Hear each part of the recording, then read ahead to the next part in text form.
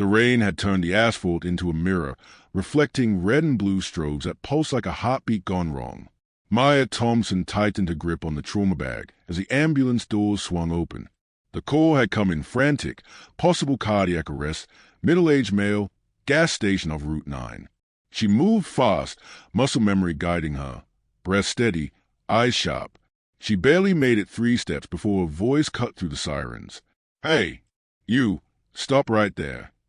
The police officer stepped into her path, hand resting casually on his holster. His smile wasn't friendly. It was curious, amused, like he'd found something unexpected in the road. "I'm the EMT," Maya said, flashing her badge. "Patients inside. We're losing time." The officer looked at the badge, then at her face, lingering just a second too long. "Yeah," he chuckled. "I'm gonna need you to wait. We had a report of suspicious activity." Behind him, through the glass doors, a man collapsed against a cooler. Someone screamed his name. Maya's pulse thudded in her ears. "You're blocking emergency medical care," she said, voice tight but controlled. The officer leaned closer, lowering his voice like he was sharing a joke. "Don't get smart with me. You people always think rules don't apply." Something inside Maya cracked, not loudly, not yet, but deep enough to hurt. Her radio crackled. "Maya, what's your status?" She opened her mouth to answer, and the officer laughed. Maya Thompson hated gas stations at night. Too much glass, too many shadows, too many people pretending not to see anything. She jumped down from the ambulance before the engine fully cut, rain soaking the shoulders of her navy jacket. "Cardiac kit," she said, already moving. Male, 40s, her partner Josh called behind her. Collapsed by the drinks. Maya nodded, boots splashing as she headed for the entrance, then stopped short. "Hold it." The voice was calm, practiced, commanding without shouting. Maya turned. The officer stood under the awning, rain beading on his uniform, body angled just enough to block the door. "I'm EMT Thompson," she said, lifting her badge. "We have a patient inside." The officer glanced at it, then at her face. His lips twitched. "You're gonna have to wait." "Wait!" Maya looked past him. Through the glass, a man clutched his chest, knees buckling. His crashing. "We got a call about suspicious behavior." The officer shrugged. "Protocol." Her jaw tightened. "What behavior?" He smiled. "You know, hanging around, making people nervous." Josh stepped up beside her. "Officer, we're losing time." The officer didn't look at Josh. His eyes stayed on Maya. "I'm talking to her." Maya felt heat rise in her chest. She kept her voice even. "You're obstructing emergency medical care. Step aside." The smile widened. "Don't tell me how to do my job." Inside, someone shouted for help. Maya's radio crackled. "Unit 12, status." She pressed a button. "Delayed," she said. "By police." The officer laughed. Soft, dismissive. "See? Attitude." Josh stared at him. "Man, what's your badge number?" The officer finally looked away from Maya. "Back up." Maya exhaled slowly. Every training she'd ever taught ran through her head. Seen safety, de-escalation, documentation, survival. "Officer," she said, "quieter now. Someone could die." He leaned closer. "And if you keep pushing, someone could get arrested." A beat. Rain hammered the awning. Then the store doors burst open. A woman screamed. "He's not breathing." Something in the officer's expression flickered. Annoyance, maybe calculation. He stepped aside. "Go," he said. "Try not to mess it up." Maya didn't respond. She ran. Later, as she filled out the report, her hands shook, not from fear, from knowing exactly how this would end, and from knowing she wasn't done yet. Maya submitted a report at 6:42 a.m., fingers stiff, eyes burning from a shift that refused to end cleanly. She didn't embellish. She didn't editorialize. Just facts, timestamps, direct quotes. Officer delayed medical access. Laughed during patient distress. Threatened arrest. She clicked submit and stared at the confirmation screen like it might blink back. Josh leaned against the counter, coffee untouched. You sure you want to do this? Maya didn't look up. It already happened. That's not what I mean. He hesitated. You know how this goes. She closed the laptop. I know how not doing it goes. 3 days later, the email arrived. Internal Affairs Review, acknowledgement of receipt. Polite, immaculate, empty. The investigator, Lieutenant Harris, called the following week. Maya, thanks for making time, he said, voice smooth, practice empathy. We just want to clarify a few things. She sat in a small conference room at headquarters, walls bare except for a framed mission statement. Integrity, service, trust. Ask, she said, did Officer Reeves use any explicit racial language? No. Any physical force? No. Any witnesses willing to testify? Yes. My partner. Civilians. Harris hummed. We'll see what we can corroborate. What does that mean? Maya asked. It means these cases can be complex. Josh testified. 2 civilians gave statements.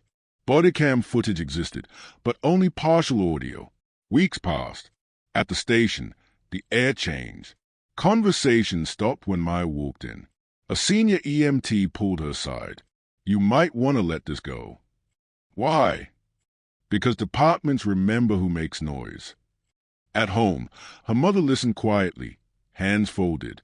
Baby, she said softly, are you safe? Maya forced a smile. I'm fine. She wasn't. The Internal Affairs conclusion came 6 weeks later. Unsubstantiated. No policy violation. No further action. Maya read it twice. Then a third time. She called Harris. So laughing at delayed care is acceptable. There's no evidence of intent, he replied. Intent? Her voice shook. Someone almost died. Officer Reeves followed protocol as he understood it. And mine? Maya asked. My protocol? Silence. That night, she dreamed of the gas station doors. Locked. The laughter echoing. The next morning, an email popped up. Mandatory training. Emergency response coordination. Instructor, M. Thompson. Maya stared at the screen. Josh whistled. That's you. She swallowed. That's me. 2 weeks later, Reeves walked into the training room, coffee in hand, still wearing that same amused smile. He didn't recognize her at first. Then their eyes met. Something shifted. Maya straightened, clipped on the MIC, and said calmly, Good morning. I'll be training all responders today. And for the first time since the rain-soaked night, he stopped laughing. The fluorescent lights hummed over the training room, bouncing off whiteboards crowded with protocols and emergency procedures. Maya stood at the front, her ID badge clipped to the collar of her navy polo, voice steady, posture unshakable. She could feel the weight of every pair of eyes, rookies, veterans, and Reeves.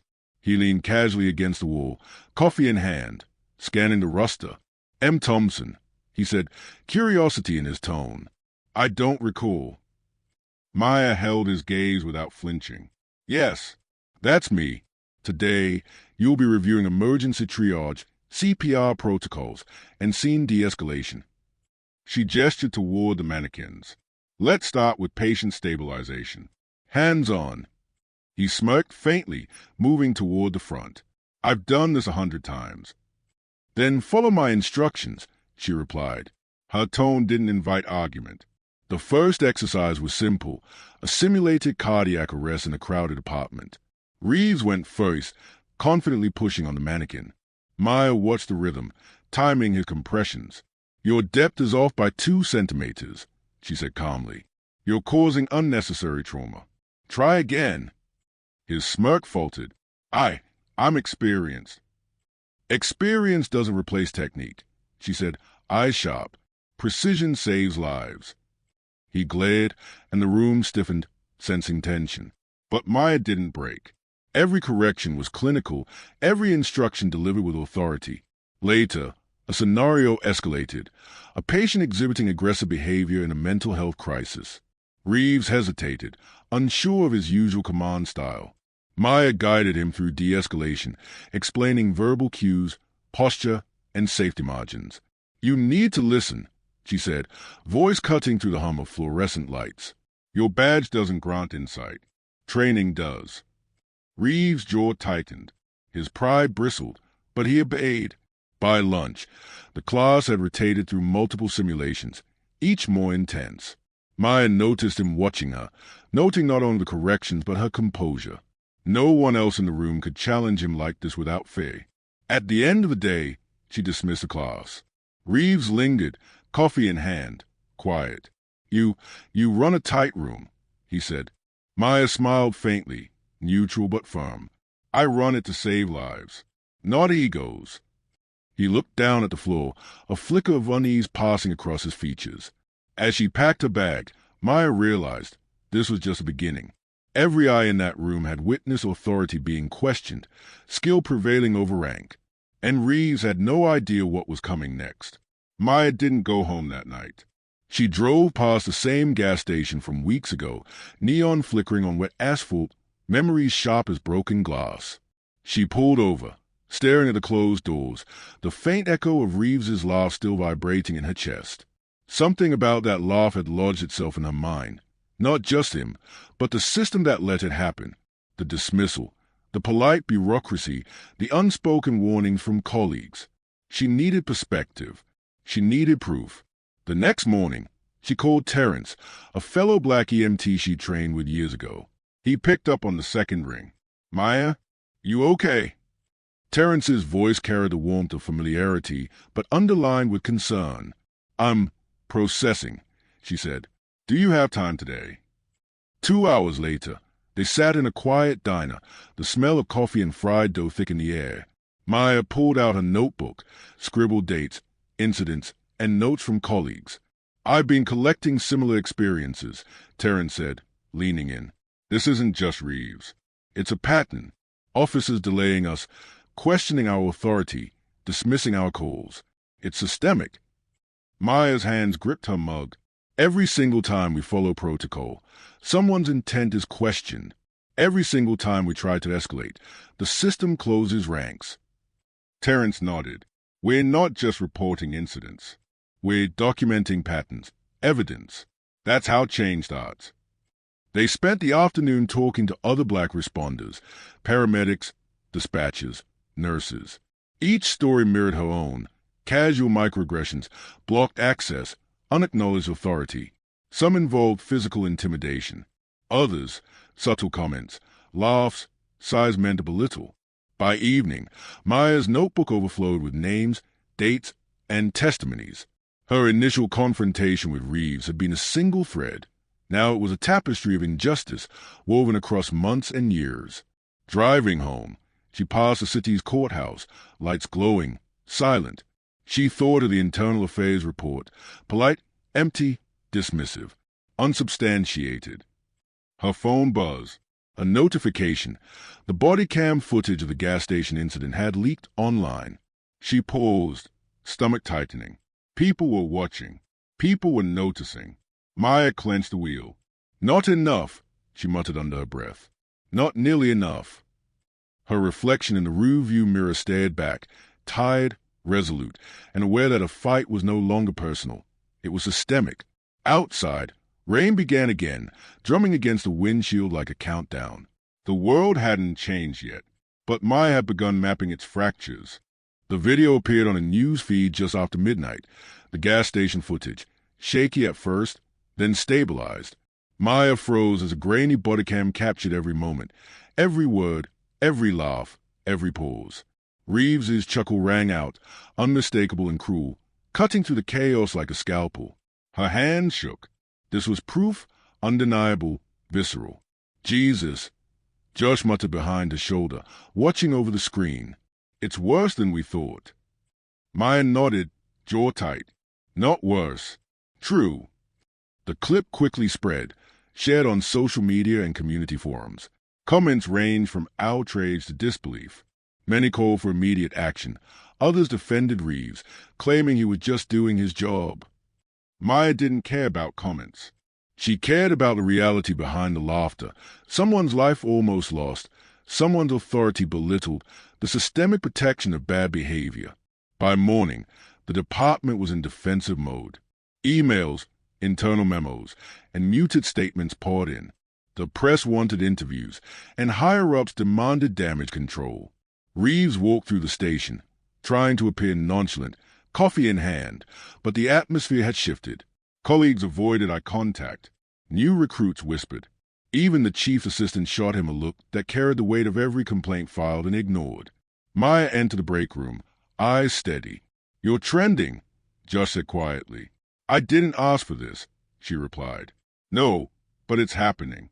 You have leverage now, finally." Reeves appeared at the doorway, still wearing that same smirk. Maya held her gaze, refusing to blink first. He raised his eyebrows. "I hear things are getting blown out of proportion." "Your laugh at a dying patient is not a thing," she said evenly. "It's a record." For the first time, she saw the flicker of unease. He didn't laugh, not even a smile, just a thin line of tension across his mouth. The media frenzy intensified.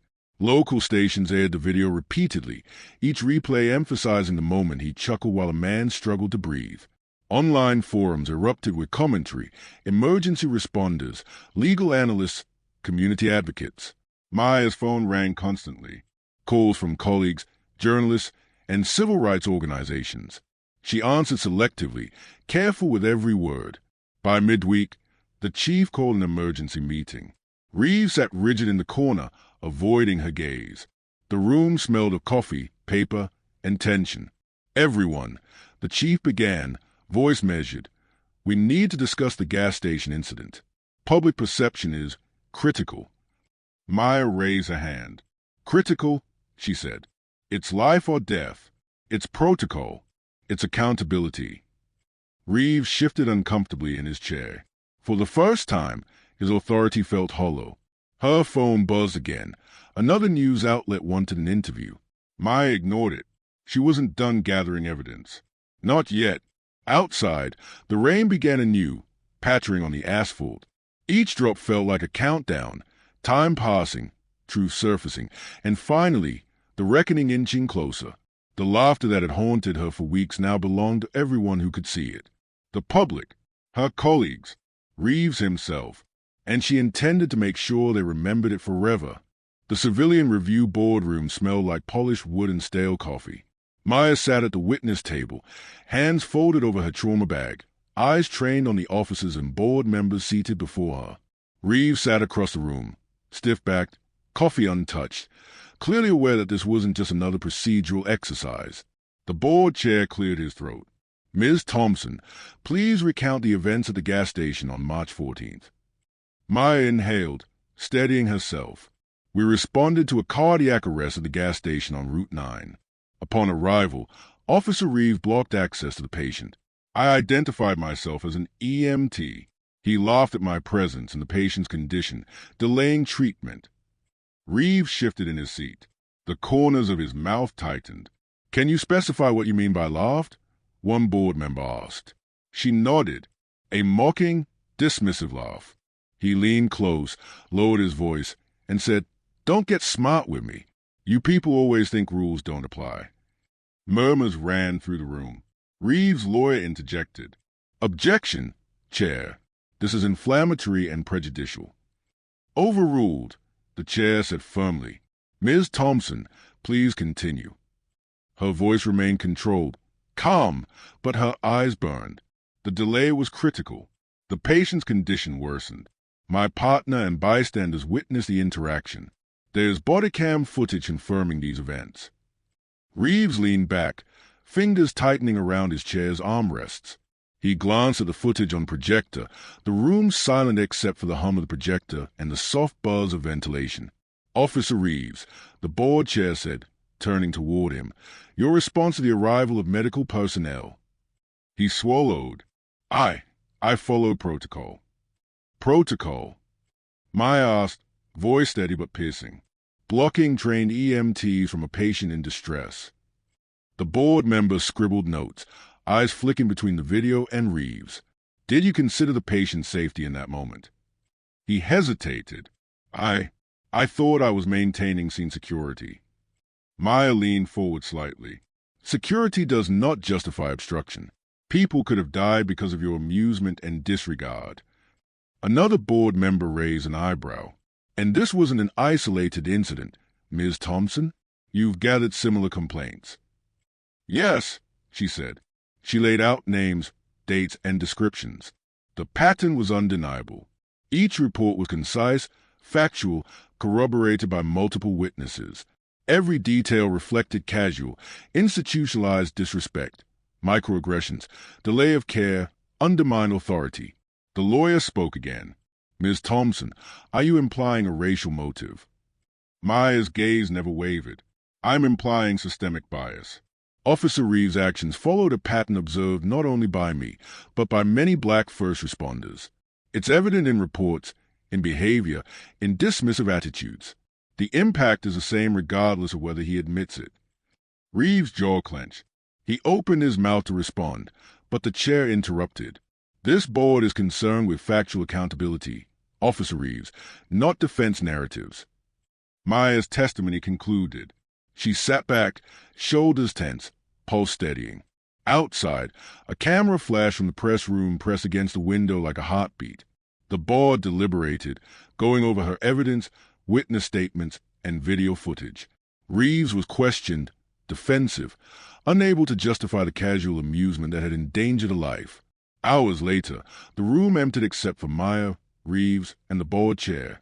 The chair looked at both of them. We'll review all submitted evidence. A recommendation for action will follow. Understand this. Your words and actions have consequences beyond the department. Reeves said nothing. His silence was more damning than any testimony could be. Maya exhaled slowly, her body tense, mind replaying every moment. Emotional cost lingered. The stress, the disbelief, the subtle fear. But she felt something else too. The surge of resilience, of truth wielded responsibly. Outside, rain began again, slicking the city streets. Justice wasn't final, but accountability had finally caught up with the laughter. The suspension letter arrived on a gray Tuesday morning, slipped under Reeves' office door. The envelope was thick, stamped with official insignia, each word calculated and precise. Effective immediately, Officer Daniel Reeves is suspended pending decertification. Actions during the March 14th gas station incident have been reviewed and determined to violate department protocol, endanger civilians, and undermine professional medical response. He stared at it, unreadable at first, then crumpled the letter in his hand. His usual confidence, the smirk that once seemed untouchable, had vanished. Maya read the same notice on the internal portal, the weight of validation mixed with exhaustion. The system had acted, finally, but at a cost. Her name and testimony would be cited in reports, her credibility elevated, yet the strain of confrontation lingered in every muscle, every sleepless night. At the station, whispers followed her through the corridors. Some colleagues offered quiet congratulations. Others averted their eyes, uncomfortable in the wake of accountability. Reeves is suspended, a young recruit asked, barely above a whisper. Yes, Maya said, nodding. Now we see what happens when you obstruct care instead of following it. The legal consequences rippled outward. News outlets reported the suspension, citing Maya's testimony and the leaked body cam footage. Reeves faced ongoing civil investigation and an inquiry from the State Police Oversight Board. Social media commentary reflected public outrage. Even his allies within the department began distancing themselves, unwilling to defend a tarnished reputation. Maya's phone buzzed relentlessly, media interviews, colleague check-ins, and messages from other black first responders seeking guidance and solidarity. At home, she finally allowed herself to exhale. Her mother hugged her tightly, whispering, "I'm proud of you, baby. You did the right thing." But triumph was tempered with reality. She felt the subtle sting of isolation, the emotional toll of reliving trauma repeatedly, the quiet exhaustion of having to fight for something so basic as respect and protocol. That night, she sat at the kitchen table, reviewing notes for the next training session. Every correction, every lesson plan for her class carried the weight of experience, of laughter that once almost killed, of disregard that almost became policy. Her eyes wandered to the wall calendar, dates marked with incidents, reports, and training schedules. She realized the work wasn't over. Systems didn't change overnight. But for the first time, the scales had shifted, justice had consequences, and her voice had weight. Reeves' office remained empty, a symbol of accountability, while Maya moved forward, aware of both the victory and the price. She had faced institutional arrogance, systemic bias, and blatant disrespect, and emerged with truth on her side. Outside, the city's sirens sang their familiar chorus. Maya listened, not as an EMT delayed or mocked, but as a professional standing firm, knowing that the rules she enforced mattered, that lives depended on them, and that courage was more than a single action. It was a persistence to demand justice when it felt impossible. The training room smelled of coffee and disinfectant, a familiar scent Maya had grown to associate with purpose. New recruits filed in, chatter soft, eyes bright with curiosity and nerves. She stood at the front, hands clasped over her trauma bag, badge gleaming under the fluorescent lights. Her gaze swept the room, lingering on a young black EMT, wide-eyed and anxious. Maya remembered herself at that age, eager, nervous, and unsure if her voice mattered. She straightened, exhaled, and began. Today, we'll cover scene assessment, patient stabilization, and team communication. More importantly, she said, voice steady, resonant, we'll talk about authority, respect, and accountability. Not just for you, but for those you serve, and those who serve with you. Eyes followed her as she demonstrated compressions on the mannequin, correcting posture, timing, and technique. Reeves had been decertified, his suspension finalized, and legal actions underway. His shadow no longer loomed over her wake, but Maya knew the system still held cracks, weaknesses, biases waiting to re-emerge. A recruit raised a hand. What if someone higher up doesn't respect protocol? Maya paused, letting the silence settle. Then you do your job anyway. You do what's right, even when it's hard. You protect life and honor the training that keeps people alive. Your integrity matters more than anyone's approval. As she moved through drills, each correction, each instruction, carried the weight of experience, of laughter once cruel, of obstruction once tolerated. She saw the understanding in her trainees' faces, the flicker of comprehension that authority could be challenged, skill respected, justice pursued. Later, she stepped outside into the afternoon sun. The city streets glimmered with rain, remnants from a morning storm. Sirens wailed in the distance, fading into the hum of everyday life. Maya inhaled, feeling the weight of everything she'd endured, every long night, every dismissed report, every tense confrontation with power and prejudice. She smiled faintly, not triumphant, not vengeful, but resolute. The work continued, the fight persisted, but now she was not alone. Others would follow the protocol she enforced, the lessons she taught, the courage she modeled. And for Maya, that mattered more than any public vindication or disciplinary action. It was real, enduring, and profound. The voices of the overlooked, the marginalized, the silenced, finally heard, finally respected. As the sun broke through clouds, glinting off wet asphalt, she whispered to herself, "We endure, we resist, we rise." The sirens faded completely. For now, at least, the city's chaos felt manageable. She turned back toward the training room, ready to teach, ready to lead, and ready to continue shaping the future, one life, one response, one lesson at a time.